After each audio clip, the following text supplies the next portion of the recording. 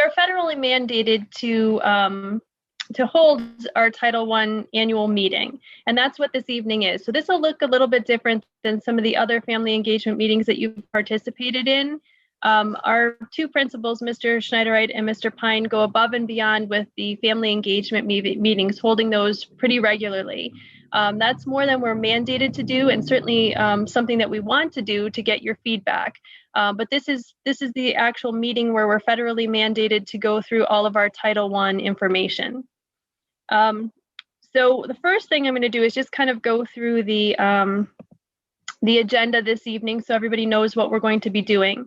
And Janice, to answer your question, we are going to be looking at things that happened this year, but we also are going to be looking towards next year as well, as Mr. Schneiderite said. So we'll talk about the purpose of this meeting tonight, what federal title programs actually are, our funding, just generally how we get that funding, but then also how we spend those monies that we do get. We'll look at the curricula assessments and standards that we use within both of our elementary schools.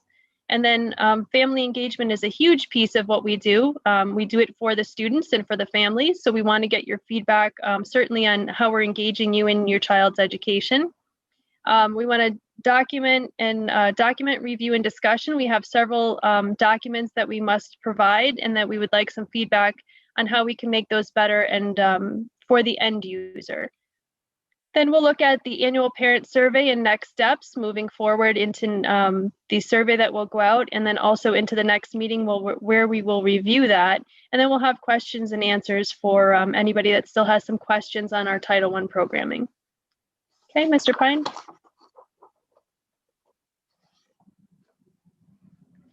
So the purpose of the meeting, again, for more information on the law that requires us to have this, this comes from the Every Student Succeeds Act, which was passed in 2015, but that's been several iterations that have come from the 1960s. And this requires us to hold a Title I school-wide annual meeting for parents for the following purposes: to inform you of your school's participation in Title I, to explain the requirements of Title I, and then to explain your rights as a parent and how you can be involved in your child's education. Again, we don't want to do just what's required. We want to make it meaningful for families. So again, we're looking for your feedback and participation this evening. Okay, Mr. Pine, next slide. So what are federal programs? Title I is a 100% federally funded supplemental education program that provides financial assistance to local educational agencies to improve educational opportunities for educationally deprived children. Title I programs are designed to help children meet the state content and performance standards in reading, language arts, and mathematics. In buildings with with 40% or more poverty, LEAs or local education agencies may use the funds to upgrade the entire curriculum of the school and our school-wide programs. In buildings with less than 40% poverty, programs are designed to help specific children and are targeted assisted programs. Those local education agencies and schools are subject to consequences of school choice and supplemental education services if they do not meet adequate yearly progress as determined by the SEA. So this goes back to President Johnson and the Elementary and Secondary Education Act. So this is from the 1960s. And essentially the purpose of this is for equity in education. So when schools used to be funded differently, they wanted to make sure that there was a funding base to make everything equitable across school districts so that every child has access to a basic education.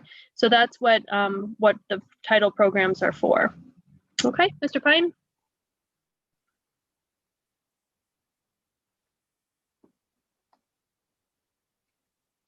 So there are two different types of Title I programs. There's the Targeted Assistance Program and there's a school-wide program. So the Targeted Assistance Program is similar to what like a tutoring program would look like. So we would use assessments, we would identify students that were in need of supplemental services or remediation or any type of instruction in either reading, math, science, any of the content areas that we identify. And we would pull those students out and we would tutor them essentially. You would be notified as a parent of how that, of your child being identified and what that would look like. In our district, though, we use school-wide programs. So this is more of a comprehensive reform strategy. So the way that this looks is more of a multi-tiered systems of support. You'll see core instruction where all of the students are getting core instruction in ELA and math and a variety of content areas. And then from there, we differentiate for the needs of those students. So after we assess them, then we have tier 2 or tier 3 interventions.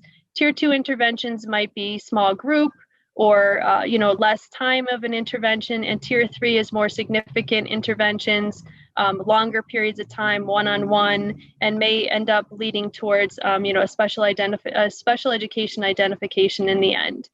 So we actually function with the school-wide program, and you need to have 40% of free and reduced lunch in order to have a program like that. But we use all of our fundings across all of our buildings in the elementary level. So our K-2 building and our 3 through 6 building. And we look to impact all of the students in that building. So I'll just use my pitch here to please fill out free and reduced lunch forms if you do qualify, because that's very important for how we get our funding. So if you can spread the word, as your families, if you qualify, great, fill those out. If you don't qualify, if you can get that information out to any of your friends that have children in our elementary schools, because it's very important for us to continue funding. Okay, next slide, please. So the federal title programs are several different titles. I'm going to go through Title 1, 2, 3, and 4 tonight. Title 1 is improving basic programs, and that's what we'll be talking mostly about this evening. That's where we just said that we have a school-wide program in our K-6 buildings, and that we look to raise the standards of all of the students in that building, in those buildings. In Title 2, it's called Supporting Effective Instruction. This is money that we can use for professional development for our teachers. We can use it for classroom reduction. So if we have what we call a bubble class, a class that's much larger than any of our other classes, and we happen to put an additional teacher in there to lessen the class sizes, we can use Title II funds to support that. Title III is for language instruction for English learners and immigrant students. So this is for any of our students who speak a different language than English at home. When they fill out their home language survey and they are identified as a student needing English services, Title III covers that. And we have 2 teachers in our district that work K-12 and work with our English learners. And then the last one is relatively newer. It's Title IV, and it's Student Support and Academic Enrichment Grants. And it covers 3 major areas, which include well-rounded educational opportunities, safe and healthy students, and effective use of technology. This is an area which did not receive a lot of funding, but recently has been bolstered because of the safe and healthy students piece. And unfortunately, with a lot of the school shootings and things that have happened, they've really put a lot of money into Title IV to help us upgrade safety and security in our buildings. Okay, next slide, please. So what kind of money do we get and how do we spend that money? So specifically, here's the money that we received in 2021. And the way that this works is initially in the fall, or throughout the summer, moving into the fall, we get an initial amount of money that we're going to receive in these areas through grants. And then in the spring, they make funding adjustments based upon how many students come and go from schools and various information that they pull in. So in the 2021 school year, we took Title I and Title II and we combined them. So we're using those as a joint grant, and we get $406,598 in that area. And right now we use that for the salary and benefits of our interventionists. So we have 4 teachers, 2 in Peters Elementary and 2 in Slatington Elementary. And it doesn't, again, because we're school-wide, it doesn't have to be specific people that pull those students out. It can be any of the people in that building, but we pay salary and benefits of interventionists to help with our Title I implementation. There's also a non-public component to that. So if we have students who are in our district, it's St. John Newman, which participates in our Title I program, and there are students there that qualify for free and reduced lunch, and there are any students in that building from Northern Lehigh that qualify for services, then we can provide those intervention services to them and are mandated to do so. Our Title III funds are $59,386. We actually use those for student books, family engagement, and other supplies. And our Title III, we get part of that through federal funds, but we also put monies aside. So we help with the students who were learning remotely this year, we sent them some books and things in the mail so that they can learn English and help towards their English proficiency. Title IV, we get $30,413. And again, I showed you those 3 areas that we can use that. We use that for Zello, which is our college and career planning platform, and we have that K through 12. We have to collect certain pieces of evidence at specific grade bands or in certain grade levels, and that helps us to engage students in college and career investigation and choice. In both of our elementary centers, we have Peace Corners that we've developed for students as part of our social emotional learning, and anytime students just feel like they need to have a break from what's happening in the classroom because of emotional reasons or things of that nature, there's been some Peace Corners that have been established in the buildings for students to go and take a break. We are able to employ a second full-time school police officer through some of our Title IV funds and also some other grant monies that we received. But we're now able to cover both campuses with 2 full-time school police officers. In the past, we had 1. Then we actually expanded that to another half-time, and then we're able to now have a second full-time officer. We were also able to buy some chargers for our Chromebooks that were much needed during the pandemic. And again, we have a non-public piece of this that we have to use some monies for, and we use that for some social emotional curriculum at our non-pub institutions. Okay, next slide. We're going to now get into curriculum assessment tools and standards. So at this point, I'm going to hand it back over to our principals to talk about what that looks like in their buildings. Thanks, Dr. Stoker. You'll notice that, if you recall at last year's meeting, there were some differences here, but now it's pretty much the same curriculum, both in ELA and math. Peters Elementary School, we use the Wonders curriculum, K through 2. We also use, on top of that, a supplemental curriculum called the Hegarty Phonemic Awareness, which targets a specific skill that we wanted to address at Peters. This is our first year of implementing the Math Eureka curriculum. And putting a new curriculum into place in a traditional year is a challenge, and certainly during a pandemic, is a great challenge. So, to any teachers on here from Peters, wow. And again, to assess our students, we give a beginning of the year, middle of the year, and end of the year local assessment. For ELA, it's called the Dibbles Next Assessment, which focuses on literacy. And for mathematics, it's the Easy CBM Math Assessment. So the idea is we give that 3 times a year and use that data to help inform our decisions related to our school-wide program, which students qualify as Tier 2 or Tier 3 students, and which students need those interventions to help them, better succeed. And I'll pass it over to Mr. Pine. All right, so as often becomes the case, I'm going to sound like I just cheat off of Mr. Schneider, right, and read right off of his paper from the next desk. So yes, we've both been working with the Wonders curriculum now for several years, and we adopted that because it's a Common Core curriculum, and it has some advanced features our previous one did not. Math also it's a PA Core and Common Core curriculum that really does kind of drive home development of math thinking skills. So we really enjoy using that program. The one variation, and it's just because we're sort of assessing on our benchmarks for different skills by and large. I mean, there's sort of the learning to read and then the reading to learn as students shift up through grades 3 through 6. So we use the STAR assessment. The STAR assessment is another nationally normed assessment. So we are measuring students around the country and even around the world within our school system in terms of their acquisition of skills. And as I said, the big difference ends up being particularly in reading that, I mean, they're really, the emphasis sort of shifts towards their development of reading comprehension, and then the sort of acquisition of use of reading skills as they read things and then put that reading to use. And the STAR assessment, we think, does a really good job of measuring that. And again, that also allows us to sort of make strategic decisions, not only on a school-wide curricular level, but also, sort of with students and with the development of interventions for students as we move throughout the course of the year. I was about to say next slide, but that's me. We do also have a link here to the Pennsylvania state standards. If it's okay with everyone, I'm not necessarily going to click and bring that up, but they are available on the state site. So Great. The next area, I'm sorry, go ahead, Mr. Snyder. That's okay. I'll take the first two here, Mr. Pine.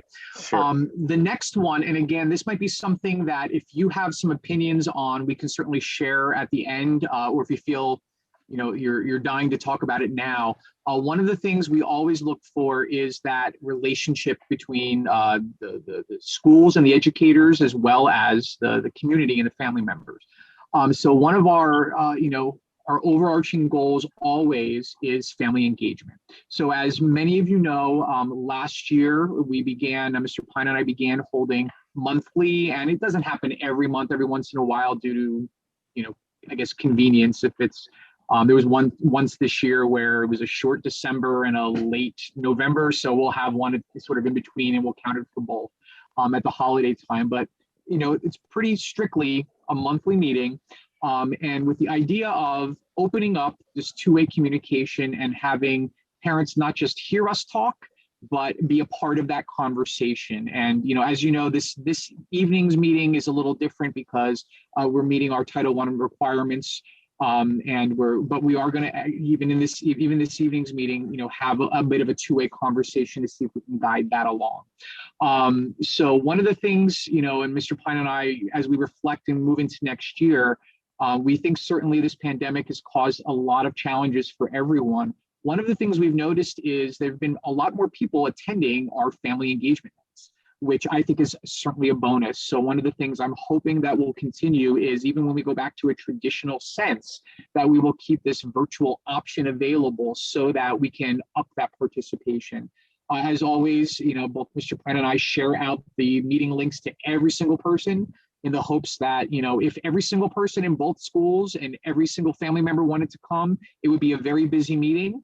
And it would be, but we would invite that. So, we hope that as we continue moving ahead, maybe at the next meeting, we'll come to our April family engagement meeting and everyone brings a friend, because, you want to sort of give everyone that opportunity to have a voice in the decisions. Some of the things we've looked at this year for family engagement as well, both Mr. Pine and I have done, they're not really parent trainings necessarily, but sort of information for parents that will help them in this current environment. So, if you remember earlier in the year, there was one based around Eureka Math. There was one earlier in the year, I believe it was called Parenting Through a Pandemic. And we had one of our district partners, the Center for Humanistic Change, sort of, lead a seminar on that. I know, I believe it was, was it Mrs. Bile that did your amazing parenting one, Mr. Pine?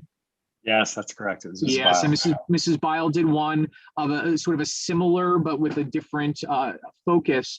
I don't remember what it was called, but it was something along the lines of, how to work at home with your children, because we do it with your children every day in school, and sort of tips for that. So we wanted to share out that there are some things coming up that we're looking towards for the rest of the year. First of all, at Peters, we're looking at mid-April, and I'm hoping to finalize that date tomorrow with our reading teachers, because we had originally planned for it to have been occurring actually this week. But with the current transition into our 4-day model and all of the, sort of chaos that came about that, and the planning that went into that was set aside a little bit. But in the mid-April, we're hoping to do a session focused on reading strategies for parents, so that you can work with your students. And one of the common questions is, I don't know if my child is doing it right, or I'm not sure if I should correct them or not, or boy, working on sight words is not fun. How do I make that fun? So our reading teachers, our specialists, that's what they do, and they're going to make it something that I hopefully be beneficial and will hopefully lead into a reading initiative that I hope to run at Peters Elementary in May. So now over to Mr. Pine. So similarly, I mean, looking over the course of this year, and I think a little bit to my surprise, at least, I mean, one of the areas that we've really seen students struggling in is reading. That, reading does not seem to have moved and continue to move in an upward fashion in the way that we would typically want to see. And, some part of that is that we recognize that there's less independent reading. So one of the ones that we've been working on is we're working on what our strategy is going to be to really motivate independent reading among students. And so we did end up holding one meeting again before things kind of got disrupted, and we sort of were moving towards the 4-day model and just had a lot to focus on there, but is to continue that. And then probably late April, if not quite possibly, first week of May, looking to hold a session in which we kind of unveil some of the things that we're looking to do, as well as how we might be able to better coordinate with parents in order to make sure that we're motivating students to have self-selected independent reading. The other two are still definitely works in progress, but they're two ideas that I'm confident we'll follow through on. One is possibly trying to shape together some learning experiences throughout the summer that, families might be able to engage in, and, hopefully low to no cost, the types of things that, you can do with a quick drive and just kind of engaging students in critical thinking, and the types of things that, aren't a curriculum, aren't academic, but over the summer families can do together in order to keep the cobwebs from building between, June and September. And the last one is, and this is something that I wanted to do for a long time. And I mean, this year created an impetus for us to have a whole variety of conversations about it. But, at different developmental levels, we're working on a series, to help parents figure out how to best engage their children in learning and in the parts that are developmentally where they are as they grow up, because that's a thing that we study and that, we're very familiar with. And we think that, we can kind of engage and have conversations about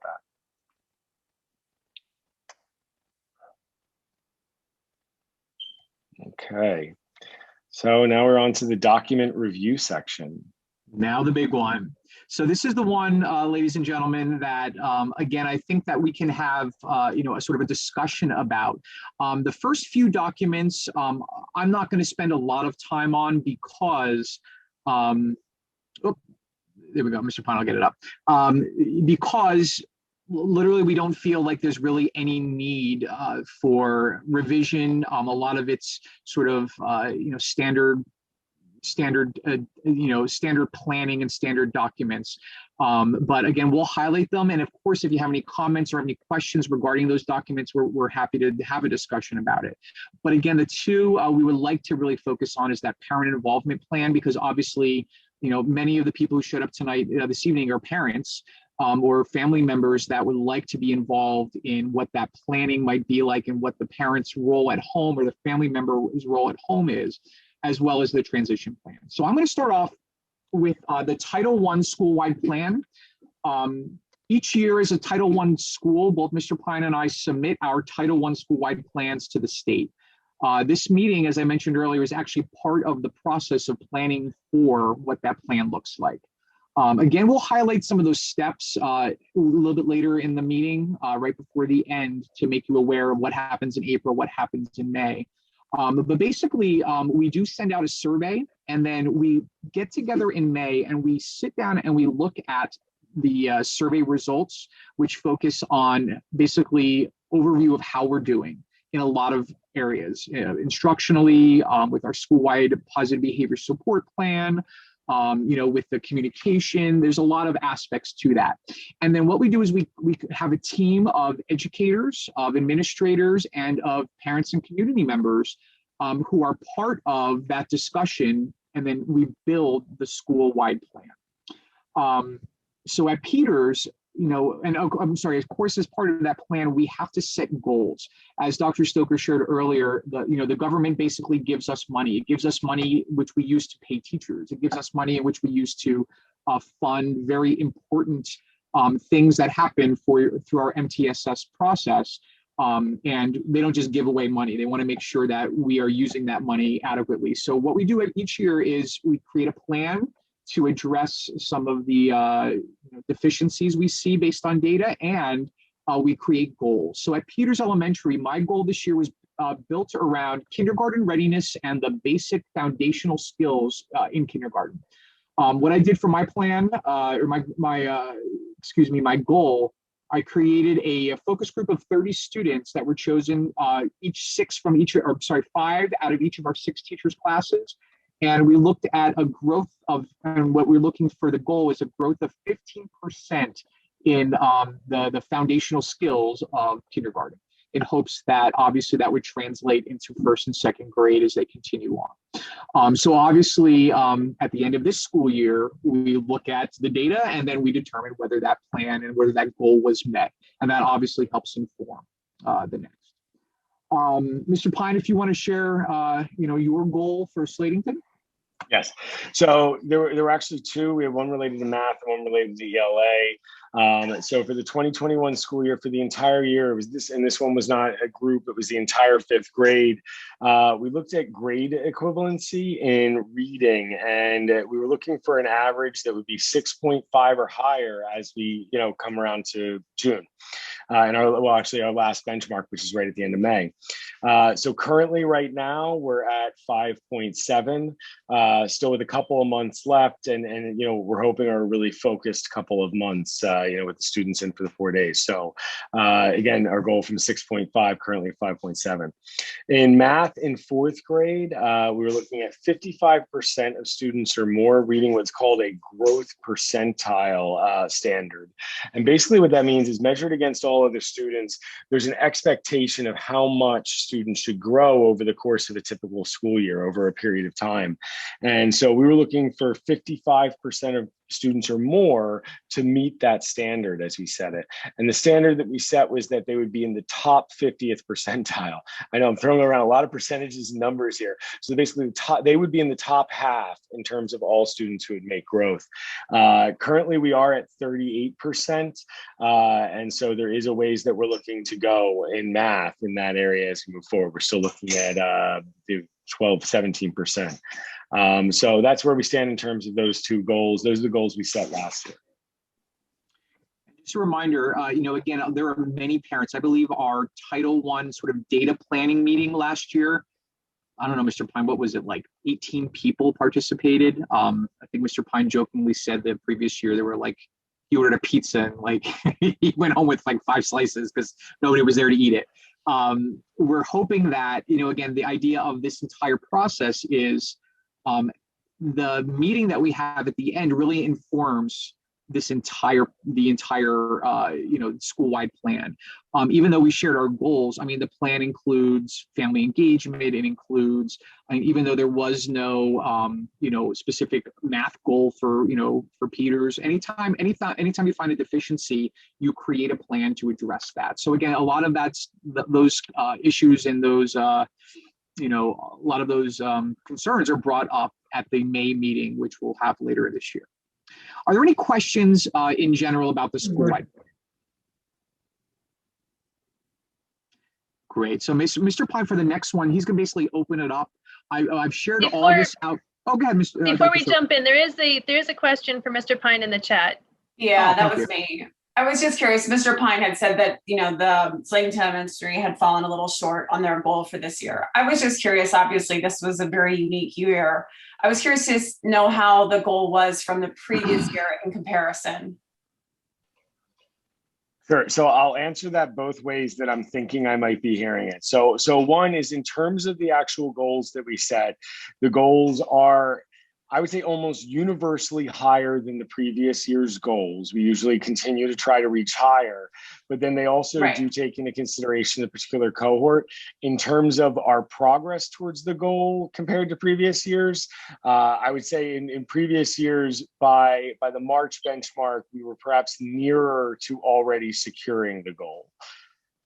So that was my question. So if I understood you correctly, there were a lot of percents in there, and I'm not great with numbers, but it sounded like you were falling about 12% short this year. But if you were last year at March, if you were already pretty well on your way, And then, obviously we locked up the doors on March 13th, thereabouts. And then, this kind of, I'll call it a year in review. If you only came up 12% short after being what we've been through, then I think that's pretty good to still be that close to that goal, if I'm understanding you correctly. Correct. Yeah, and I appreciate you saying that, but at the same time, I am optimistic that with the additional time as we have between now and the end of the year, that we'll continue to close that even more aggressively. But I do appreciate the observation. So last year, 12% is not too bad considering everything that I would think your teachers, your team, and your students have been through. So I mean that 12% might seem like a lot on a normal year. But if you were already setting that goal, based on a stretch of what you'd already accomplished the year previous, then I would say that's a pretty heck of a good job done in spite of everything. That's just my observation, but go ahead. Sure, thank you. Yeah. That's a great question, Nicole. Thank you very much. When Mr. Pine and I talk about our goals all the time, we jokingly, spoke last week, and it's like we can go back in time when we change our goal knowing what we know now and how long this pandemic has affected us. And we're both realists, but we're also both very we have faith in what we do and the teachers that we work with and the educators. I mean, I say it all the time, but teachers are like magicians, and you give them a time and you give them the tools and they can work magic. So I agree with Mr. Pine. I think the next 3 months, if we can remain consistent, are going to be a good 3 months of education at Peters and Slating. Okay, well, we're going to move on now because for the next few, Mr. Pine will open up the plans. So next we'll take a look at the equity plan. We have this in place as a requirement for Title I, but it really doesn't apply to us. The purpose of the plan is to ensure James, that. Go ahead. I was going to say, is this mine? I'll take this one. Oh, you sure can. I'm ready to if you would like me to, Dr. Stoker. So the equity plan is something that we're required to do through Title I if we receive money. It's essentially in place to make sure that none of our minority students, and when we say that, none of our economically disadvantaged students, no students by race, by any other gauge of diversity, is taught by any disparity. So teachers that are new to the profession, teachers that are inexperienced, not appropriately state certified, any of those types of areas. So we have to make sure that when we go through this, that we're accounting for how we hire our teachers and assign them to school buildings, and then also how the students in those buildings get assigned to those teachers. So Mr. Pine, if you can just scroll down to that chart you're about to approach. If we look at this, we have our 2 buildings, which are 2 elementary schools that are starred in here because those are our 2 Title I buildings. If you look across, you'll see the percent poverty in each of those buildings, which is our free and reduced populations. And again, this was as of the start of this year, so coming off of the summer. So we had 52% of our students in Peters who qualified for free and reduced lunch, and 44% in Slatington. Obviously that changes, fluctuates throughout the year. The next piece is the percent of minority students that we have in those buildings. And then the next one that we have is the appropriately state certified teachers. So it's how many teachers we have in those buildings, and then do those teachers in those positions hold the appropriate state certification. So if it's a special ed teacher, do they have special ed certification? If it's a teacher that's K-4, do they hold that elementary certification or a K-4 certification? And in both of those buildings, actually in all of our buildings, all of the teachers at the time of this equity plan were appropriately state certified. None of our teachers were out of the field of that they're supposed to be, certified in to teach. The next area is teacher experience. So again, this is there an inexperienced teacher or a more experienced teacher in that position? So what they consider to be experienced or not experienced is essentially when teachers can be considered tenured. So that's either less than 3 years or 3 or more years. And then you can see that we had 0 teachers in Peters that were less than 3 years and 2 teachers in Slatington that were less than 3 years. On the counter side of that, at Peters, we had 25 teachers that were over at least 3 years or over, and 32 teachers in Slatington that were greater than or equal to 3 years of experience. So we have a very experienced faculty, just a few new teachers that we had to the positions. And then the last one is ineffective classroom teacher. And the way that that's determined is by a teacher's evaluation. And there's several components that filter into that. It's the observation and evaluation component that Mr. Pine and Mr. Schneiderite do of the teachers, but it also comes back to state data, to a teacher's student learning objective that they create at the beginning of the year. And it's how they essentially score in those areas. It all gets combined using a formula. And then if we have an ineffective teacher teaching, then we have to categorize that as well. If you can scroll down to question number 2. So just before we go further, this chart essentially, if we do have inequity, we have to explain why we have that or why there's a disparity. We don't have that, so we can continue to move forward. Number 2 here talks about what does our LEA do to recruit teachers? How do we find teachers in our communities to come and teach at Northern Lehigh? How do we, once we hire those teachers, what qualifications are we looking for? How do we place them in our schools? And then how do our students get assigned to those? So again, not something I'm going to read through, but you can certainly take a look at that when you have time. You can continue to scroll down.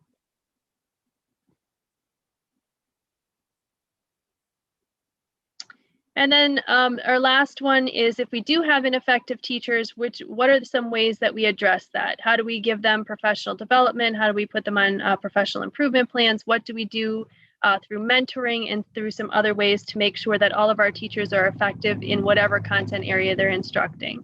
So again, this equity plan is just to make sure that there's no disparity in any education that any of our students are receiving in the district. Okay, and this is something that we revise annually. So we have to update all of our teacher numbers and the strategies that we're using. Okay, thank you. When someone asks what we do in the summer, a lot of this is what we do in the summer. So our next 2 documents I'll be discussing, again, these are both documents that you probably have all seen. All parents at both schools have signed the compact. So we'll start with the right to know letter, Mr. Pine, please. Dr. Stoker mentioned that as part of the equity plan, we have to have a plan in place for if there's a student or if there's and sort of share out if there are teachers who are, not adequately certified. This is the letter that we sort of took the wording from the PA Department of Education. The purpose of the letter is to share that the parents have rights to request information about the qualifications of the teachers and the staff working with their child. So, this is a letter that if we ever do come about having to employ a teacher in a position that does not have the correct qualifications, you would receive a letter similar to this. Any questions or comments? Again, you had a chance to sort of read over these over the weekend. Not sure if anyone would like to discuss. And the next one, again, everyone should have signed. It's a very brief document. It's our parent-teacher compact. Obviously, this document highlights the shared responsibilities for the child's improved academic achievements and highlights those expectations of the principal as the building leader, and of course the teachers underneath, sort of that realm, the parent and the student. So we did discuss this a little bit last year. We decided not to make any changes, but if you wanted to take a look, it highlights on the Peters one at least, and I believe they're both identical with different names. That the principal will sort of, goodness gracious, what's the wording of it? Will support via individual and or small group instruction, the use of performance data to assign interventions, the use of scientifically research-based interventions, support classroom reading instruction, and consult with classroom teachers.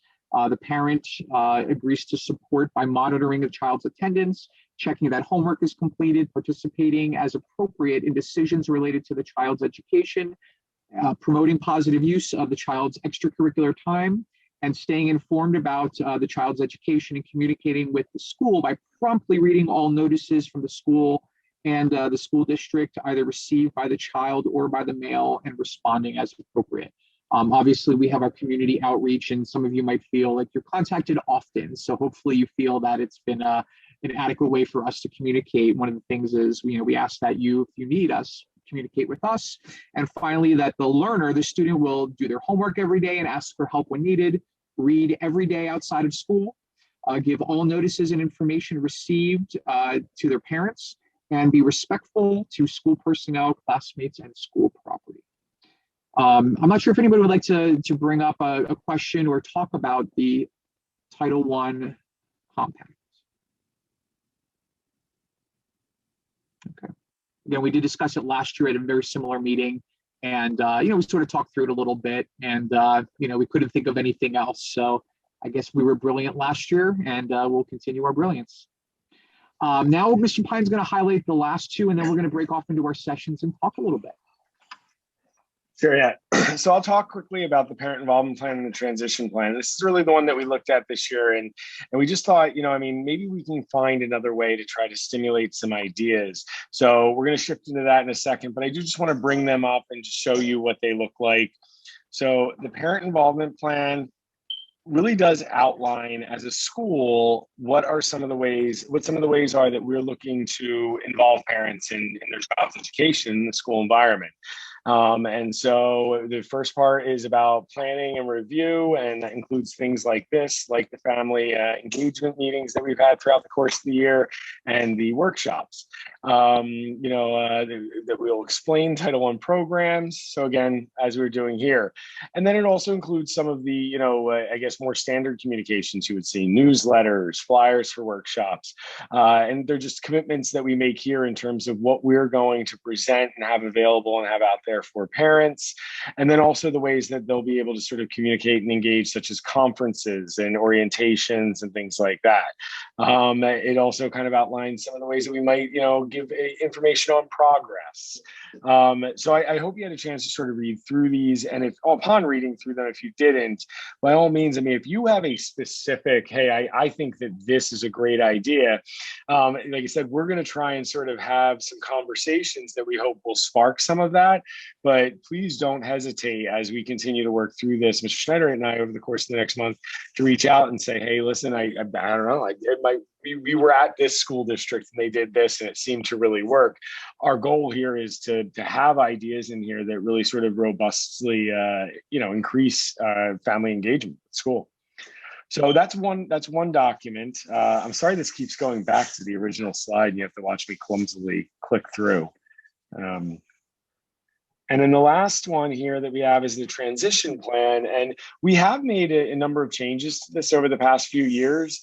But again, we're hoping through some conversation today to maybe kind of get to the heart of, some of the concerns and some of the things that have occurred during the course of, the transitions that your child has gone through or you're anticipating. And Ms. Schwartz, in terms of, sixth graders moving up to seventh grade, what are the worries moving up there? We're going to kind of fill out some of that.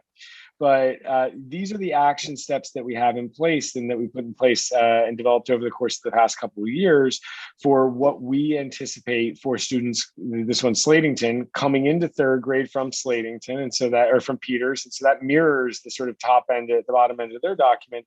But then for us, and in cooperation with the middle school, what are some of the steps that we're going to take in order to make that transition less stressful and make that, run a little bit more smoothly?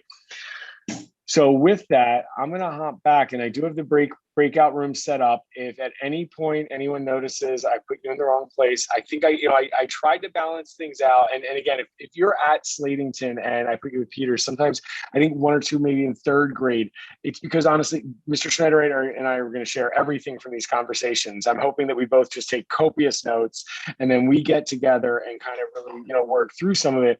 It's just because we're really looking for that variety of perspectives. So I'm gonna when I put us into the breakout rooms, I'm going to let you know it's going to continue to record. And that's just because there's no elegant way for me to stop recording and resume it for that last portion of the meeting when we come back and debrief. But I do want to let you know that I am going to delete and edit out the breakout room conversations. And part of that is just to protect the safety of everyone so that everyone feels comfortable speaking candidly and honestly, because that's really what we're going to look for in these conversations. Now, I will add this caveat is that, like, in speaking honestly, we are not at all looking to have this be about anyone, you know what I mean, about a teacher or have anyone named. And to be honest, we're probably looking to see if we can keep as much identifying information limited as possible, even to grade level, subject area, and things like that, because that's not our objective. But our objective is that there may be questions that we ask and there may be experiences you want to highlight that were really powerful and meaningful for you in good ways and bad ways. And, you know, we want to learn from those. So we want both things. We want you to come in vulnerably and willing to share with us, but we also want to protect everyone's, I don't know, dignity throughout this entire thing. Because if you start talking about someone in this meeting, they're not here to participate in that conversation. I think we all agree that wouldn't be fair to them. So that's kind of, I mean, I think that's the gist of it. I don't know, Ms. Stoker, Ms. Stoker, Dr. Stoker, sorry, or Mr. Schneider, if there's anything else that you think I'm missing there as a preamble to this, but otherwise, I'm going to kick everyone into rooms.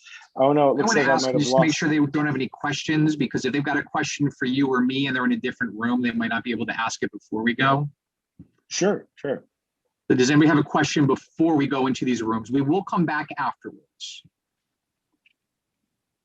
Okay, great. Okay, I'm going to open rooms up.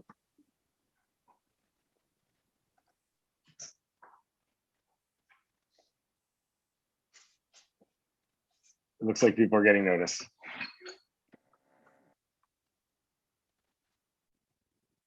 All right. Hi, Mr. Pine. Hi, Dr. Stoker. Hi, how's it going, Mr. Schneider? Right. The greatest day of my life. Of course. You know, if everybody's back, are we ready to continue? And everyone should be back.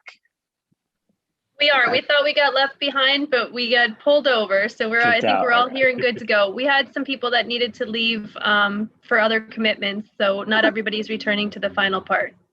Sure. And we're at the end stages. I'll say on behalf of all groups, I really enjoyed that conversation. You know, thank you to the group that met with me. I think it was a great conversation. I'm sure that the group that was with Mr. Pine and Dr. Stoker had an equally amazing conversation. I'm looking forward, Mr. Pine, to talking to you about some of the things that we discussed. So just to share out what the next steps are in the Title I process to develop next year's plan.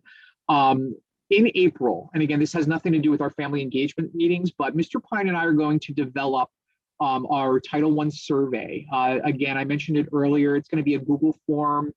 We're going to send it out to every family of every student and ask for your input on what's going on regarding instruction, regarding our programs, regarding communication, et cetera, et cetera. And then once that data comes back, what we'll do is the May family engagement meeting will be dedicated to reviewing that data. That's going to be our Title I data review meeting and sort of discussing that plan. We're going to be inviting as many educators as can show up. Oftentimes our reading specialists are at that meeting to sort of focus on that, as well as community members, some constituents within the community. And then we basically, from there, take that discussion on that data and develop the plan.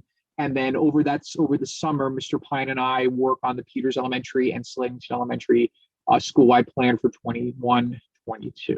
So are there any questions about those next steps? Wonderful.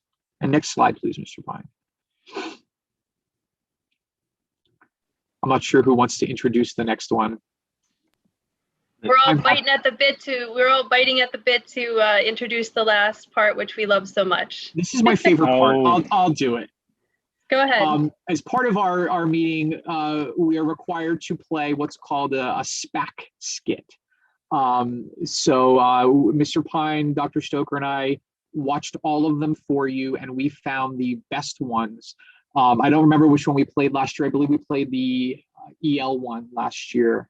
But the idea of these is it presents scenarios in which the proper ways of engaging with families at meetings such as these, and the improper ways. There's back to school nights, parent engagement, parent teacher conferences, etc.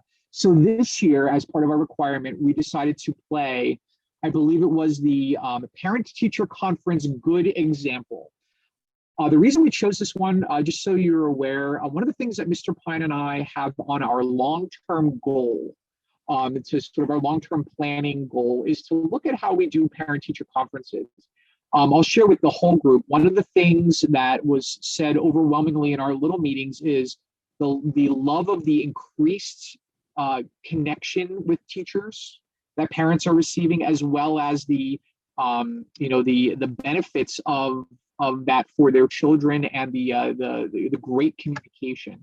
So one of the things we're looking at is maybe looking at the way in which we run parent-teacher conferences to see if we can make that an even more beneficial practice in the future. So we're going to share with you a skit for a good example of the parent-teacher conferences, and then we'll follow that with any questions that you might have or comments about this meeting, and then we'll finish it up. Thank you, Mr. Pine.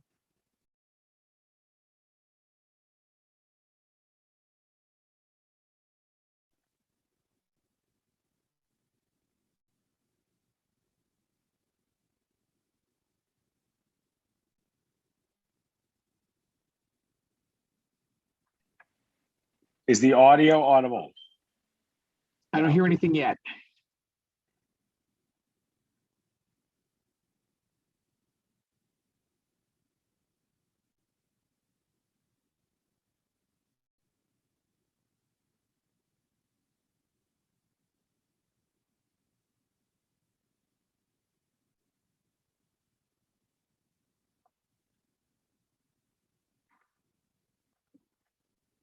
Is it a setting, Mr. Pine, or?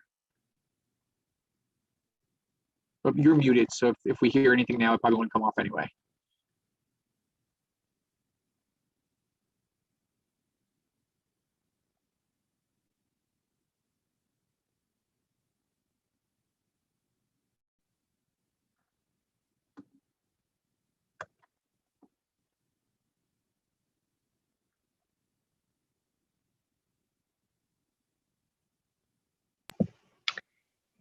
While Mr. Pine is doing that, just a reminder that the PowerPoint that we are going through this evening, we will share out as well after this. So any of the links that you need to access from tonight's presentation, you'll be able to access those as well, including this skit and some other skits. And if you'd like to watch all of them, like Dr. Stoker, Mr. Pine, and I do every year with such enjoyment, you're welcome to do so as well.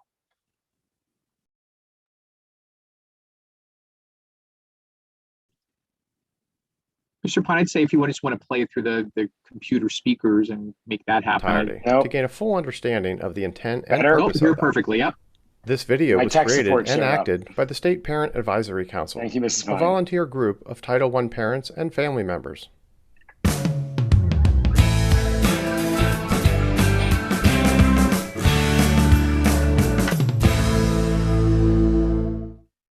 Welcome, everyone. I'm Ms. Cochran, the Title I coordinator. I'm so glad that you all could come to our parent-teacher night. I have some name tags with numbers on them, and if you will write your name, take a number and write your name on the tag. Thank you. Miss Robinson is going to call you in by number for your appointment in your conference. Also, while you're waiting, please help yourself to some refreshments. And we also have a lot of information for you. We have information here about our curriculum. We have information about assessments that we use to measure student progress. We have lots of materials about what your children are learning and doing in school. And we also have information about things that you can do to support learning at home. We have a space for the children where they can color, and they'll be able to do activities while you wait if they would like to. And also, please don't forget to take a flyer about our Title I Family Math Night that's going to be on October 21st. Please save the date on your calendar. Thank you. Thank you. Mr. and Mrs. Johnson? Is that you? I'm ready for you. Come on in.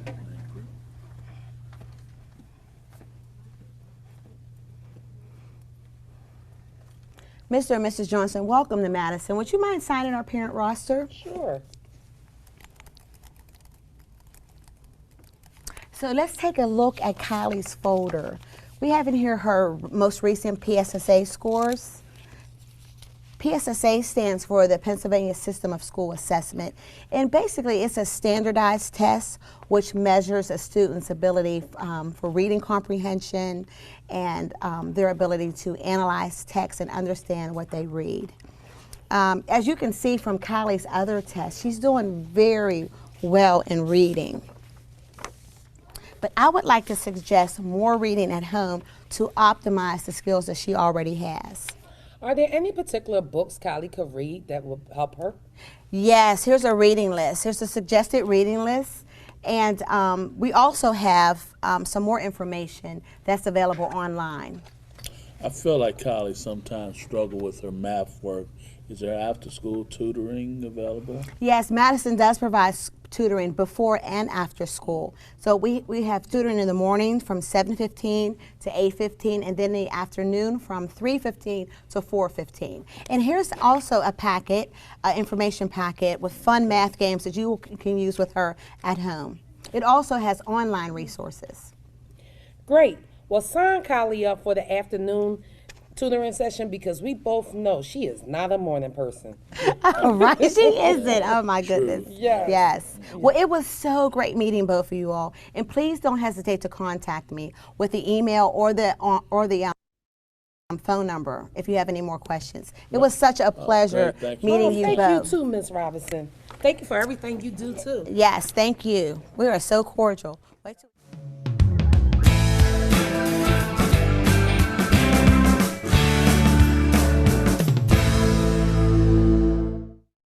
How do we empower and partner with parents during parent-teacher conferences? Parents may have to wait, but while they're waiting, be sure there's someone to greet them and respond to any requests and make the best use of their time. Is there some system in place, like take a number or scheduled appointment times, so that parents have some idea of how long the wait will be? Providing name tags allows family members to recognize one another, to socialize, and to develop relationships with each other.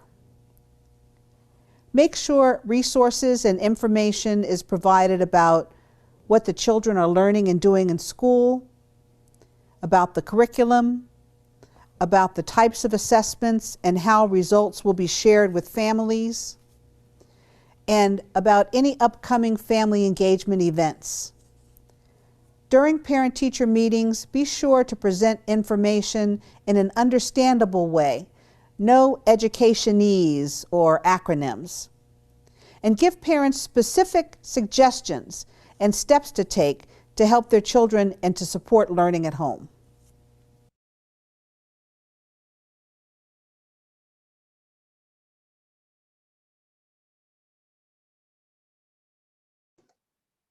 Thank you, Mr. Pine, and thank you to Tess for helping out with the tech support. Any questions about the video we just saw? Wonderful. So now we've left the last portion of the meeting. If anyone would like to just share a general comment or an idea related to our Title I meeting and our Title I sort of plan moving forward.